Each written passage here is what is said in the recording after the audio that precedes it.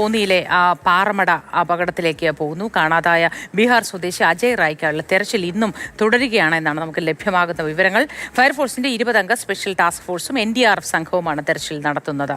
പാറ അടർന്നു വീഴുന്നത് തുടരുന്നത് ദൗത്യത്തിന് വെല്ലുവിളിയാണ്.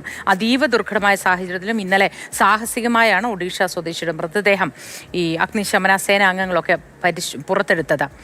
ഇത് പരിശോധിക്കുമെന്ന് ജില്ലാ കളക്ടർ പറഞ്ഞിട്ടുണ്ട്. വിവരങ്ങളുമായി CK അഭിലാൽ നമുക്കൊപ്പം ചേരുന്നു. കളക്ടറുടെ ഒരു പ്രതികരണം നമുക്ക് ഈ ഘട്ടത്തിൽ ലഭ്യമാണ്. അതുകൂടി കേട്ട ശേഷം അഭിലാലിലേക്ക് പോവാം. ടീം NDRF ടീം എത്താൻ പറഞ്ഞിട്ടുണ്ട്. അപ്പോൾ ഇന്നലെ ആ പാറ മൊത്തം സ്ലൈഡ് ചെയ്ത് താഴെ വന്നിട്ടുണ്ട്. അപ്പോൾ ഇന്നിപ്പോൾ നമുക്ക് കുറച്ചുകൂടെ ആ ഒരു ഏരിയ മൊത്തം ഇന്നലെ കുറച്ച് ബുദ്ധിമുട്ടായിരുന്നു അവിടെ സെർച്ച് ചെയ്യാൻ വേണ്ടി. കാര്യം പാറ ഇളകിക്കൊണ്ടിരിക്കുന്നതുകൊണ്ട് ഇന്നിപ്പോൾ പോയിട്ട് പരിശോധിച്ചിട്ട് പിന്നെ നമ്മൾ ഡ്രോൺ ഉപയോഗിച്ചും സർവേ നടത്തുന്നുണ്ട്. അപ്പോൾ അത് ഉപയോഗിച്ച് പരിശോധിച്ചിട്ട് നമുക്ക് എന്താണ് സിറ്റുവേഷൻ അനുസരിച്ച് നമുക്ക് ഫയർഫോഴ്സ് NDRF ഒന്ന് കൂടിയാലോചിച്ചിട്ട് തീരുമാനിച്ച് രക്ഷാപ്രവർത്തനം റീസ്റ്റാർട്ട് ചെയ്യാനാണ് ഉദ്ദേശിച്ചിരിക്കുന്നത്. പ്രിലിമിനറി റിപ്പോർട്ട് പ്രകാരം ജിയോളജിസ്റ്റ് സബ്മിറ്റ് ചെയ്തിരിക്കുന്നത് 2026 ഫെബ്രുവരി മാസം വരെ കോറിക്ക് പെർമിറ്റ് ഉണ്ട് എന്നുള്ളതാണ് പ്രിലിമിനറി റിപ്പോർട്ട് സബ്മിറ്റ് ചെയ്തിരിക്കുന്നത്. കോറിക്കെതിരെയുള്ള പരാതികൾ ഈ കോറിക്കെതിരെ ഒരു കോറി ഹിയറിംഗ് നടക്കുന്ന വേറൊരു സമയത്ത് ഹിയറിംഗ് നടക്കുന്ന സമയത്ത് കുറച്ച് പരാതികൾ നാട്ടുകാർ കൊണ്ട് തന്നിട്ടുണ്ടായിരുന്നു.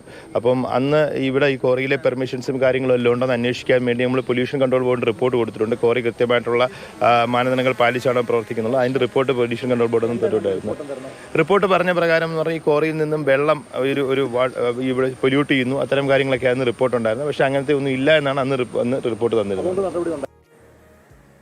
അഭിലാൽ ചേരുന്നുണ്ട് വിശദവിവരങ്ങളുമായി. അഭിലാൽ, കളക്ടർ പറയുന്ന അനുസരിച്ച് ഇതിനു മുൻപ് പരാതി കിട്ടിയിട്ടുണ്ട്. പക്ഷെ പരാതി അനുസരിച്ച് അവിടെ അന്വേഷണം നടത്തി സമർപ്പിച്ച റിപ്പോർട്ടിൽ അത്തരത്തിൽ ഒന്നും ഈ വെള്ളം ഒഴുകിച്ചെന്നുള്ള പ്രശ്നങ്ങളോ അങ്ങനെയൊന്നും ഇല്ല എന്നാണ് കണ്ടെത്തിയിട്ടുള്ളത് എന്ന് പറയുന്നു. മാത്രമല്ല കൃത്യമായ അനുമതിയുമുണ്ട്. വിശദവിവരങ്ങൾ എന്താണ്? തെരച്ചിൽ പുനരാരംഭിച്ചിട്ടുണ്ടോ ഇന്ന്? മാസ്റ്റർ പ്ലാൻ തയ്യാറായി വരുന്നതേ ഉള്ളൂ. പ്രധാനമായും വിവിധ സ്ഥലങ്ങളിൽ നിന്ന് എത്തിയിട്ടുള്ള ഉദ്യോഗസ്ഥരാണ്. അതായത് സ്പെഷ്യൽ ടാസ്ക് ഫോഴ്സ് ഫയർഫോഴ്സിൻ്റേത് തൃശ്ശൂർ, പാലക്കാട്, തിരുവനന്തപുരം എന്നിവിടങ്ങളിൽ നിന്ന് എത്തിയിട്ടുള്ള ആളുകളാണ്. മറ്റൊന്ന് NDRF സംഘമാണ്. 27-അംഗ സംഘമാണ് NDRFിൻ്റെ ഭാഗമായി ഇവിടെ എത്തിച്ചേർന്നിട്ടുള്ളത്.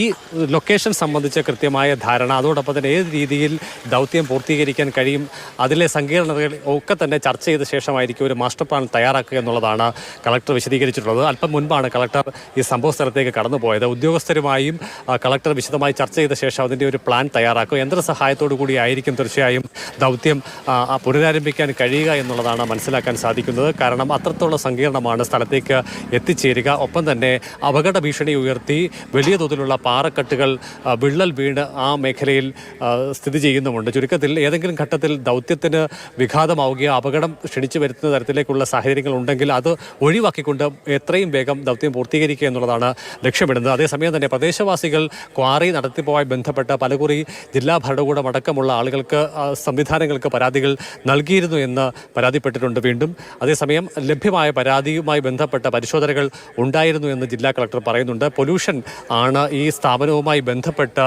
ഉയർന്നു വന്ന പരാതിയിൽ പ്രധാനപ്പെട്ടത്. അത് പരിശോധിക്കപ്പെടുകയും പരാതിയുടെ ഉള്ളടക്കം അടിസ്ഥാനരഹിതമാണ് എന്ന് കണ്ടെത്തുകയും ചെയ്തിട്ടുണ്ട് എന്നുള്ളതാണ്. അതേസമയം ഈ കോറിയുടെ പ്രവർത്തനത്തിന് അടുത്ത വർഷം ഫെബ്രുവരി മാസം വരെ പ്രവർത്തനാനുമതി ഉണ്ട് എന്ന് കളക്ടർ വിശദീകരിച്ചിട്ടുണ്ട്. എന്നാൽ ക്രഷറിന്റെ പ്രവർത്തനത്തിന് അനുമതി ഉണ്ടായിരുന്നു എന്നതടക്കമുള്ള വിഷയങ്ങൾ ഈ അനുമതി എന്നതിലപ്പുറം അഭിലാൽ ഏതെങ്കിലും സുരക്ഷാ മാനദണ്ഡങ്ങൾ പാലിക്കാതിരുന്നോ ഈ തരത്തിൽ പാറ പൊട്ടിക്കുന്ന സമയത്ത് ഇങ്ങനൊരു അപകടം ഉണ്ടാവുമ്പോൾ? കാരണം നമുക്കൊന്നും ഇത് കേട്ടുകേൾവിയുള്ളൊരു സംഭവമേ അല്ല. മണ്ണൊക്കെ ആണെങ്കിൽ പെട്ടെന്ന് ഇടിഞ്ഞു വീണു എന്നൊക്കെ പറയാം. ഇതിപ്പോൾ പാറയുടെ കാര്യത്തിൽ അതല്ല സ്ഥിതി. നല്ല ഉറപ്പുള്ള ഒരു വസ്തു എങ്ങനെയാണ് ഇങ്ങനെ വളരെ പെട്ടെന്ന് ഇടിഞ്ഞ് താഴേക്ക് വീഴുന്നത്? അതിൽ എന്തെങ്കിലും മാനദണ്ഡങ്ങളുടെ ലംഘനമോ മറ്റോ നടന്നിട്ടുണ്ടോ? അതുകൂടി അന്വേഷിക്കേണ്ടതല്ലേ?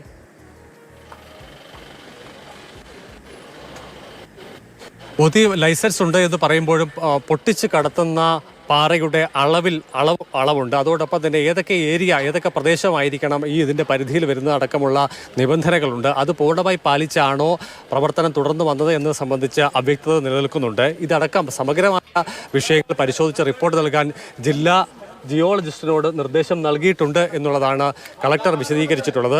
ദൗത്യം 9 മണിയോടുകൂടിയെങ്കിലും ആരംഭിക്കാൻ കഴിയുമെന്നുള്ള പ്രതീക്ഷ പങ്കുവയ്ക്കപ്പെടുന്നുണ്ട്. എന്തായാലും ഒരു അന്തിമ രൂപം ആയിട്ടില്ല എന്നുള്ളതാണ് കളക്ടറുടെ പ്രതികരണത്തിൽ നിന്ന് കൂടി ലഭ്യമാകുന്ന വിവരം.